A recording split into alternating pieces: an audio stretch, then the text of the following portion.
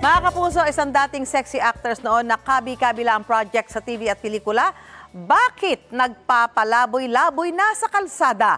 Tunghayan ang kwentong yan bukas sa Wish Ko Lang. Narito po ang patikim.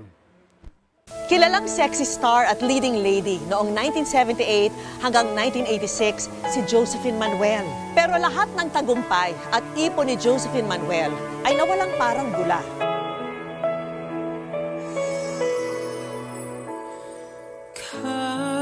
Pag nandun ka na, kailangan mayaman ka. Hindi naman ako mayaman, kaya 7 taon lang bali ang tinagal ko sa pelikula.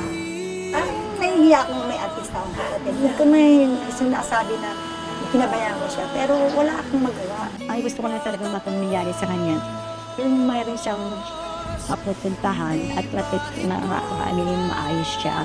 Naiyak ako dahil siyempre na ate ko yun. Naghiwalay po kasi yung parents namin, kaya naghiwalay din po kami. Hello po, magandang hapon po.